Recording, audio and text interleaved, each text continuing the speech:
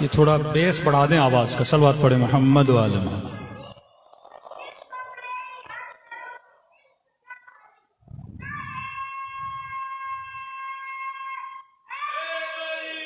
یا اللہ، آؤ میرے ساتھ تجارت کرو، تو پہلی تجارت ہونی ہے اپنے نفسوں کے ذریعے، جس کی ہم نے تربیت کرنی ہے۔ اگر تربیت نہیں کرے گا اپنے وجود کی، تب تک تو اللہ کے ساتھ تجارت نہیں کر سکتا۔ جب تک فلسفی آف انسان کو نہیں سمجھے گا کہ تو دنیا میں آیا کیوں ہے، تیرے آنے کا مقصد کیا ہے۔ کل میں نے امام علی مقام علی ابن ابی طالب کی ایک حدیث پڑھی، اللہم صلی علی محمد۔ مولا فرماتے ہیں کہ اگر تین چیزوں کو انسان سمجھ لے، اس کی زندگی میں وہ سکون، مطلب دنیا بھی جنت، آخرت بھی جنت بن جائے گی۔ وہ تین چیزیں کیا ہیں کہ من این فی این الی این، کہاں سے آیا ہے، کہاں پہ رہ رہا ہے، اور تجھے کہاں جانا ہے۔ اب تربیت کی ابتدا کہاں سے ہوتی ہے؟ کہ میں نے کہا ایک نشانی ہم سب کے اندر ہے۔ وہ نشانی کیا تھی؟ اگر کل جن کو یاد ہو، ہم سب عاشق کمال ہیں۔ کمال ہے مطلب بے انتہا کے ہم عاشق ہیں۔ آج اگر اس مجمع سے کسی جوان کو میں کھڑا کروں اور اسے بولوں کہ بھائی تجھے کتنی دولت چاہیے، ایک عدد مجھے بتا دے، کیونکہ ابھی غریب ہے، شاید مجھے کوئی عدد بتا دے کہ مولانا 2 کروڑ ہوں تو انف، لیکن جب 2 کروڑ مل جائیں گے 2 سال کے بعد پوچھوں کافی ہے، یہ گزارا نہیں ہو رہا مولانا۔ ہم رکتے نہیں ہیں، یہ ہماری نیچر میں ہے۔ اب سب سے بڑا اتفاق جو اللہ نے انسان کے ساتھ کیا، غور سے سنیے گا، معصوم سے پوچھا گیا کہ مولا میں اس دنیا کو اور برزخ کے ساتھ کمپیئر کروں تو کیسے سمجھوں، کیونکہ میں وہاں گیا نہیں، مجھے پتا نہیں کہ وہ کائنات کیسی ہے۔ تو اگر میں کمپیئر کرنا چاہوں کہ دنیا اور عالم آخرت کس طرح ہے، عالم آخرت ہے کیسا دنیا کے مقابلے میں، تو مولا ایک مثال دیتے ہیں۔ مولا فرماتے کالجنین، جس طرح تو شکم مادر میں ہوتا ہے۔ یہ شکم بڑی ہے یا دنیا؟ اب کسی کے پاس کیلکولیٹر ہے تو وہ کیلکولیٹ کر کے بتائے کہ شکم مادر جو رحم میں بچہ ہوتا ہے اس کا سائز کتنا ہے، اور یہ دنیا جس میں ابھی آپ باہر نکل کے آئے ہیں اس کا سائز کتنا ہے۔ کہتے جتنا رحم ہے دنیا اتنی ہے، اور جتنی دنیا بڑی ہے آخرت اتنی بڑی ہے۔ ملینز ٹائم وہ یہاں سے بڑی ہے۔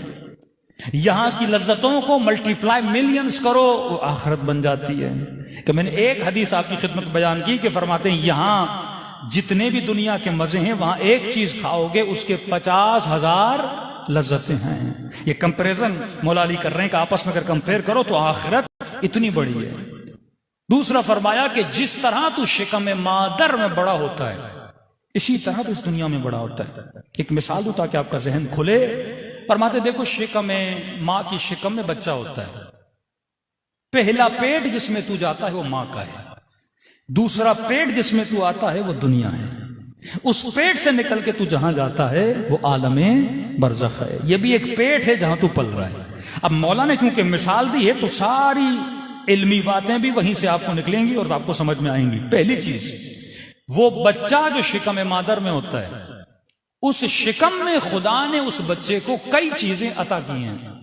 مثال کے طور پہ اس پیٹ میں اللہ نے اسے آنکھیں دی ہیں، اس پیٹ میں اللہ نے اسے ہاتھ دیے ہیں، اس پیٹ میں اللہ نے اسے ٹانگیں دی ہیں۔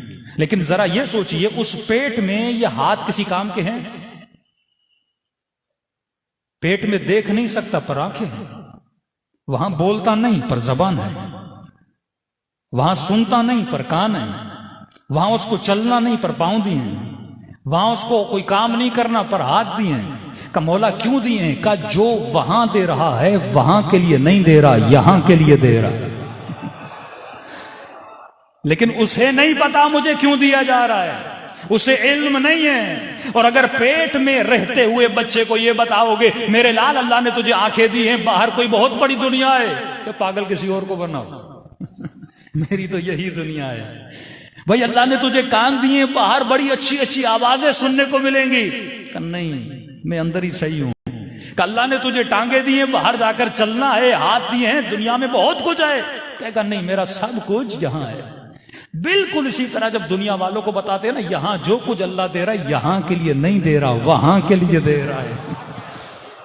اب کہتا ہے مولویوں کی باتیں ہیں، کیا کس نے دیکھی ہے، کون گیا ہے، وہی عقل ہے جو بچے کی ہے۔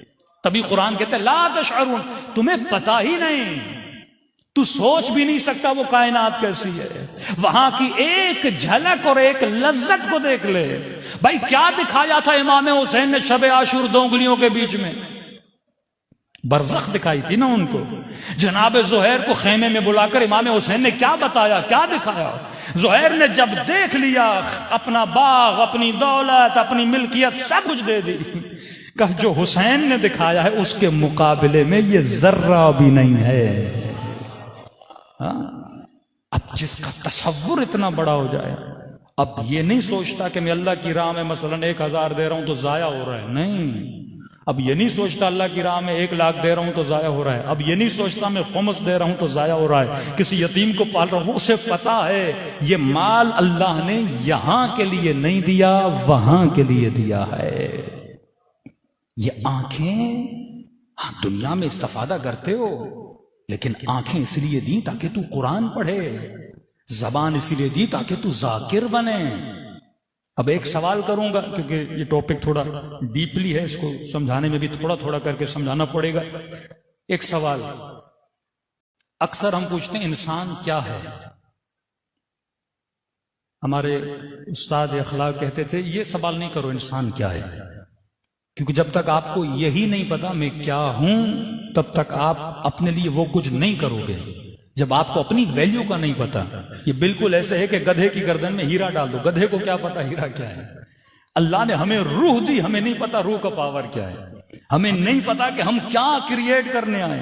ہم محل بنانے لگے، ہم دنیا بنانے لگے، اپنا وقت ضائع کرنے لگے، گھنٹوں گھنٹوں انسان ضائع کر دیتا ہے، اسے پتا ہی نہیں کہ وقت کی قیمت کیا ہے۔ اتنی قیمت ہے کہ خدا جب قسم کھاتا ہے تو کہتا ہے والعصر ان الانسان لفی خسر، مجھے وقت کی قسم ہے انسان خسارے میں ہے۔ یہ وقت کی ویلیو ہے۔ اہل بیت نے اپنے وقت کو صحیح مانیٹر کیا۔ مقصد یہ نہیں تو 70 سال جیے، 60 سال جیے۔ علی اصغر کتنی زندگی پا رہے ہیں؟ 6 مہینے، لیکن وقت کو کیسے استعمال کیا؟ علی اکبر نے وقت کو کیسے استعمال کیا؟ غازی عباس نے وقت کو کیسے استعمال کیا؟ رسول خدا نے وقت کو کیسے استعمال کیا؟ کیا ان کی زندگی سے یہ لگتا ہے یہ بلینئر بننے آئے تھے؟ کیا ان کی زندگی سے یہ لگتا ہے یہ لگژری لائف ڈھونڈنے آئے تھے؟ مشقت سے بڑی مشقت اٹھائی۔ زندگی اہل بیت کا مقصد یہ تھا انسان کی تربیت کی جائے، انسان سازی کی جائے، جس مقصد کے لیے انسان کائنات میں آیا ہے اسی صراط میں انسان کو چلایا جائے۔ اب اس مقصد میں اگر حسین کی جان چلی بھی جاتی ہے چلی جائے، کیونکہ حسین کو حسین بنایا ہی اسی لیے گیا کہ انسان بنائے۔ تو دنیا میں اسی لیے آیا ہے، کھانا پینا، شہوت کی لذت کرنا، یہ تو تم سے زیادہ حیوان کرتے ہیں۔ تمہاری شہوت سے زیادہ گھوڑے کی شہوت ہے، تجھ سے زیادہ بھینس کھاتی ہے، ہاں تیری پرواز سے زیادہ پرندوں کی پرواز ہے۔ ان چیزوں میں کمال نہیں تھا تبھی خدا نے ہمیں نہیں دی۔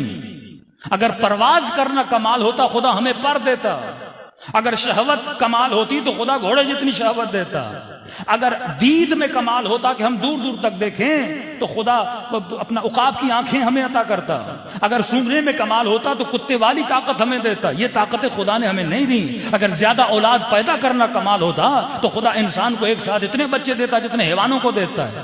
نہیں، تیرا کمال یہ تھا تو انسان ہے۔ اب ایک سوال کروں گا، اس سے آپ فاصلے کو محسوس کریں گے۔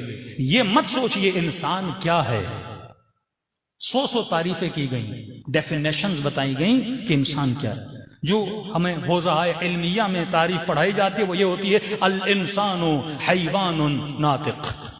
انسان کی تعریف یہ ہے کہ انسان ایک ایسا حیوان ہے جو نطق رکھتا ہے، نطق بولتا ہے، سوچتا ہے۔ لیکن اس وقت جو علماء، جدید علماء ہیں، جو عرفاء ہیں، وہ اس تعریف کو ریجیکٹ کرتے ہیں، کہتے ہیں یہ تعریف انسان نہیں ہے۔ میں آپ سے ایک سوال کرتا ہوں، گھر جا کے کاپی اور پین اٹھا کے ذرا سوچئے گا، 10 منٹس، مجلس تھوڑی پریکٹیکل بھی ہو جائے، صرف عوامی مجلس نہ رہے، علمی مجلس بھی ہو جائے۔ آپ کاپی پہ یہ لکھیے انسان کیا نہیں ہے. کیا ہے نہیں؟ انسان کیا نہیں ہے. جب آپ بولو گے انسان کیا ہے تو 100 جواب آئیں گے نا. لیکن ہمیں یہ دیکھنا ہے کہ میں کیا نہیں ہوں تاکہ ان چیزوں سے جدا ہو جاؤں, مجھے اپنے راستے کا پتہ چلے. کبھی کبھی میں خود کو گدھا سمجھنے لگتا ہوں, کبھی کبھی میں خود کو گھوڑا سمجھنے لگتا ہوں, وہی خواہشیں پوری کرتا ہوں جو گدھوں کی, گھوڑوں کی اور حیوانات کی ہیں. لیکن یہ ڈیفائن کرو کہ انسان کیا نہیں ہے. یزید کیوں بنا؟ کیونکہ اسے پتا نہیں تھا انسان کیا نہیں ہے. دشمن اہل بیت کیوں بنے؟ انہیں پتا ہی نہیں تھا کہ انسان کیا نہیں ہے. اب انسان کیا نہیں ہے آپ جدا کرتے جائیں. انسان درخت ہے؟ درخت نہیں ہے. لیکن درخت جیسا ہے؟ یقیناً ہے. درخت کا جسم بھی سخت ہے, انسان کا جسم بھی سخت ہے. درخت میں نمو ہے, درخت بڑا ہوتا ہے. آپ بھی بڑے ہوتے ہیں کہ نہیں ہوتے؟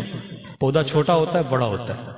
تو مطلب جسم کا ہونا اور جسم کا بڑا ہونا یہ انسانیت نہیں ہے, یہ تو ایک پودے کا کام ہے. یہ جو صلاحیت میرے اندر ہے یہ پودے کا کام ہے. یہاں تک میں انسان نہیں, یہاں تک میں کیا ہوں؟ ایک درخت کی طرح ہوں. دوسرا, انسان حیوان نہیں ہے. حیوان کون ہے؟ کھاتا ہے, میں بھی کھاتا ہوں. تو اس کا مطلب یہ انسانوں کا کام نہیں ہے, حیوان بھی کھاتا ہے. حیوان جذبات رکھتے ہیں, کبھی غصے میں آتا ہے شیر, کبھی ٹھنڈا پڑ جاتا ہے شیر. اسی طرح میں بھی کبھی غصے میں آتا ہوں, کبھی ٹھنڈا پڑ جاتا ہوں. تو یہاں تک تو یہ بھی صفت انسانی نہیں ہے. شیر گوشت کھاتا ہے, میں بھی کھاتا ہوں. بکری سبزی کھاتی ہے, میں بھی کھاتا ہوں. مطلب یہاں تک کیا بکری ہوں یا درندہ ہوں, کیونکہ میں گوشت بھی کھاتا ہوں, میں سبزی بھی کھاتا ہوں. تو یہاں تک تو انسانی کام میں نے نہیں کیے. حیوانوں میں بھی میلاب ہوتا ہے, شادیاں ہوتی ہیں, شیر کی شیرنی کے ساتھ, گدھے کی اپنی گدھی کے ساتھ. ہاں, جتنے حیوانات ہیں وہ بھی آپس میں شادیاں کرتے ہیں. شادی آپ بھی کرتے ہو. اب کوئی یہ بولے میں شادی کرتا ہوں کیونکہ میں انسان ہوں, نہیں بھائی, یہ تو حیوان بھی کرتا ہے. تو یہاں تک تم کیا ہو؟ حیوان ہو. یہ کام تو انسانی کام نہیں ہے, یہ تو حیوان کرتا ہے. آپ یہ بولو میں اچھے اچھے کھانوں کے پیچھے ہوتا ہوں, وہ تو حیوان بھی اپنے لیے اچھے اچھے کھانے ڈھونڈتے ہیں. نہیں, آپ بولو مولانا کیونکہ میں انسان ہوں اپنے بچوں کا خیال کرتا ہوں, وہ تو حیوانات بھی کرتے ہیں, اپنے بچے تم سے زیادہ کرتے ہیں وہ خیال. آپ یہ بولو مولانا ہم ایک جھرمٹ میں رہتے ہیں, حیوانات اکیلے رہتے ہیں. لیکن نہیں, جنگلوں میں چلے جاؤ, کئی ہاتھی دیکھ لو. ہاتھی بڑے فیملی, یعنی ایک فیملی پلاننگ والے لوگ ہیں. شاید انسانوں میں بھی اتنا صلہ رحمی نہ ہو جتنا ہاتھیوں میں. ہاتھی جب ایک مرے ہوئے ہاتھی کو دیکھتا ہے وہاں بیٹھ کے روتا ہے, اس کی ہڈیوں کو دیکھتا ہے, اس کی آنکھوں سے آنسو آتے ہیں. ہاتھی کی جب کوئی ہاتھنی مر جاتی ہے تو وہ اس پہ بیٹھ کے سوگ مناتا ہے کہ میری بیوی مر گئی. تو اگر تو بھی اپنی بیوی پہ روئے تو یہ تو ہاتھی والا کام ہے. اگر تو بھی اپنی فیملی کی کیئر کرے, اپنے بچوں کو پالے, بڑا کرے, اسکول بھیجے, ماں یہ بولے میں اپنے بچے کے ڈائپر چینج کرتی ہوں, تو یہاں تک تو حیوان ہے. تو وہ بھی, ایک کوا بھی اپنے بچے کو کھانا دیتا ہے, ایک عقاب بھی پورا دن تلاش کر کے اپنے بچوں میں لقمہ ڈالتا ہے. اگر تو یہ بولے نہیں مولانا ہم پلاننگ کرتے ہیں, پلاننگ تو چونٹیاں بھی کرتی ہیں, یہاں تک بھی تو چونٹی ہے, وہ بھی پلاننگ کرتی ہیں. ان کی پوری پلاننگ اگر تم دیکھو گے وہ گھر بناتے ہیں, بلڈنگز بناتے ہیں, پلاننگ کرتے ہیں. نہیں مولانا ہم بولتے ہیں, حیوان بولتا نہیں, بولتا تو طوطا بھی ہے. یہاں تک تو طوطا ہے. اگر تمہارے اندر بولنے کی طاقت ہے, کھانا پینا, شادی کرنا, بچوں کا خیال رکھنا, فیملی کا خیال رکھنا, اپنا دفاع. نہیں مولانا ہم اپنے وطن سے محبت کرتے ہیں, یہ تو حیوان بھی کرتے ہیں. شیر اپنے جنگل کی حفاظت کرتا ہے, کئی حیوان جو اپنی مٹی کی حفاظت کرتے ہیں, کئی حیوان. نہیں مولانا ہم اپنا دفاع کرتے ہیں, حیوان بھی اپنا دفاع کرتا ہے. کوئی دوسرا حیوان اس کے جنگل میں آ جائے وہ دفاع کرتا ہے. مولانا ہمارے اندر غیرت ہے, غیرت تو مرغے میں بھی ہے. غیرت کا رکھنا یہ کوئی کمال تھوڑی ہے. جس میں نہیں ہے وہ حیوان سے بدتر ہے. جسے اپنی بیوی پہ غیرت نہیں آ رہی وہ حیوان سے بدتر ہے. جس خاتون میں حیا نہیں وہ حیوان سے بدتر ہے, کیونکہ حیوان میں بھی غیرت ہے. معصوم مثالیں دیتے ہیں, 3 چیزیں کوے سے سیکھو. رزق کمانا, صبح سویرے نکلنا کوے سے سیکھو. رات شام جلدی آنا کوے سے سیکھو. جماع کرنا, شہوت کا اختیار کرنا, ازدواجی تعلق قائم کرنا کوے سے سیکھو.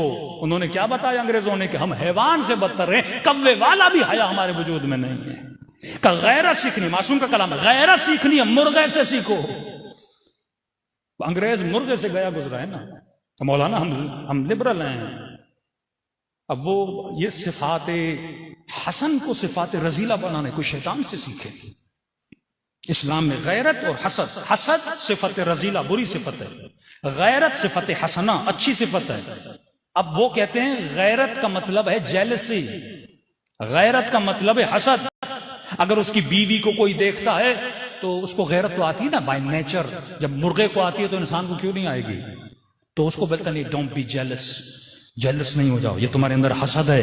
بیوی کسی سے بات کر رہی ہے، حسد نہیں کرو، اسے کرنے دو، کوئی بات نہیں. یعنی حسن صفت کو رذیلہ بنا دیتے ہیں. کیوں؟ وہ معاشرے حیوانی بن جاتے ہیں. مولانا گاڑیاں ان کے پاس ہے، لگژری لائف ان کے پاس ہے، اچھے روڈ ان کے پاس ہے، وہی ساری چیزیں یہ تو حیوان والی چیزیں ہیں نا. ایک چڑیا بھی اپنے لیے گھونسلہ بناتی ہے، تم نے گھر بنایا، کوئی کمال کر دیا. ایک شیر بھی اپنی حفاظت کے لیے لڑتا ہے 10 شیروں سے. نہیں مولانا، ہم انسان ہیں، صبح سے شام تک ہم محنت کرتے ہیں. کبھی دیکھو شیر اپنے شکار کے لیے کتنی محنت کرتا ہے، کبھی دیکھو چڑیا اپنے دانے کے لیے کتنی محنت کرتی ہے، کبھی دیکھو یہ گدھا بیچارہ ایک گھاس ملنے کے لیے کتنا وزن اٹھاتا ہے. تم بھی محنت نہیں کرتے. تو یہاں تک جو کچھ تم نے کیا وہ تو سارا حیوانی تھا. اب مجھے بتاؤ انسان کیا ہے؟